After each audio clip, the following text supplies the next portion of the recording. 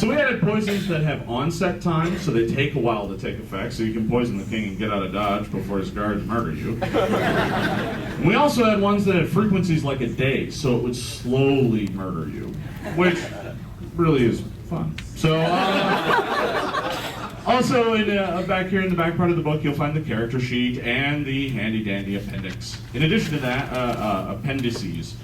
This is one of the appendices. You'll also find a list of recommended readings from collected from the entire staff. The appendix and thing. In addition to that, you'll find the character sheet and, of course, the incredibly useful table of contents. Or not table of contents, the index way in the back. So that's kind of a walk through the entire book, and I think I've got a few minutes left to take questions. Do I? How many pages in total? The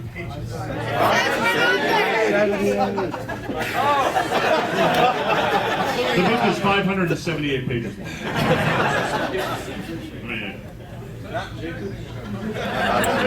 Yeah, 578.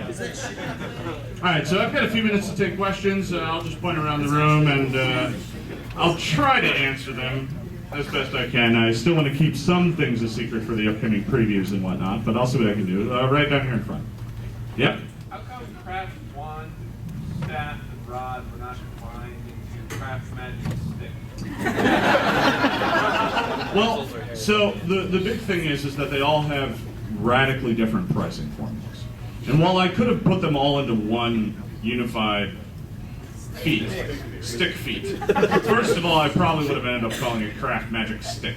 It isn't very sexy. But to be honest, it really comes down to the fact that they all work rather dramatically differently. Wands are really about, spell items. Staffs now work completely differently for those of you who have seen the beta. They're now rechargeable, so those, and they now only have 10 charges each, and those charges can be restored. And then, of course, rods work more like wondrous items. There was thought of moving rods into wondrous items, but we decided to keep them separate just for compatibility's sake. Back here. Do you still have the handy glossary of conditions and stuff like that? As a matter of fact, we do.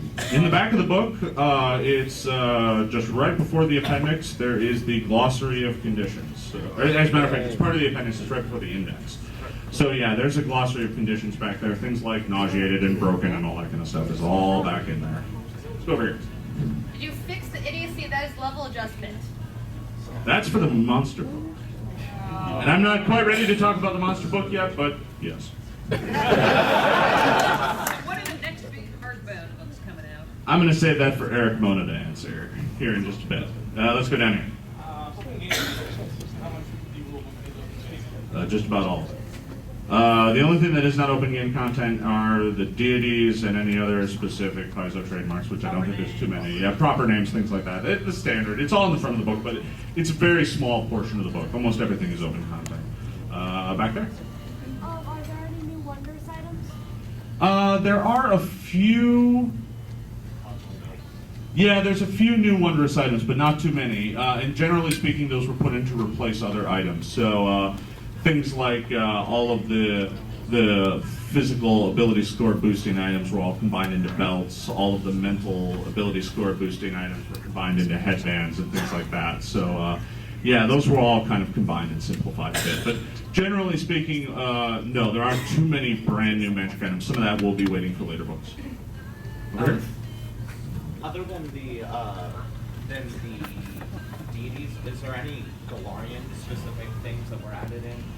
No, not too much. We kept it pretty light on that just to make sure this book was really accessible to everybody, whether or not they were playing in our campaign setting or not. But there's a touch of it here and there, but it's really very light, specifically for that purpose, and it allows us to keep most of the book open. All right, I'm going to take just two more. Right over here. What's the new multi-classing rules? The new multi-classing rules are not that dissimilar from the old multi-classing rules. You can take other classes. One of the things that we made sure to do in the game was that we made it so that sticking with a single class was very advantageous, right? There's already a host of advantages you get from multi-classing, better saves, things like that. Diverse abilities that can be combined into valuable advantages. So instead of trying to fix those rules and come up with some strange kind of cobble, like do this and then that and this, we decided instead to make it so that sticking with a single class was incredibly advantageous. to kind of help balance out that. So it was my goal, certainly, so that when a multi-class character and a straight character were playing together, that they were even power. And I think they were mostly before, but there were some inequities that we worked to resolve. And last question here. James Davis?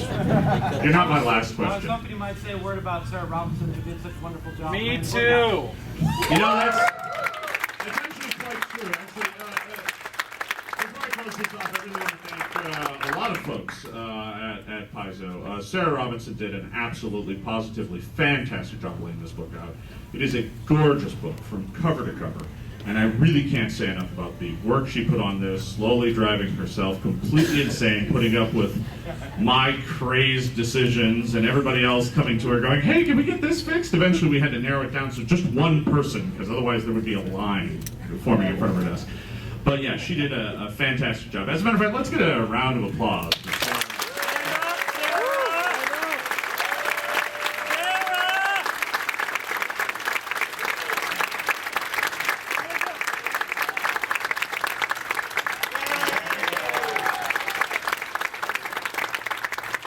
And of course, it wasn't just me working on this book. As much as it kind of seemed that way from the message boards, because I was posting on it 24 hours a day, even when I got home and woke up in the morning.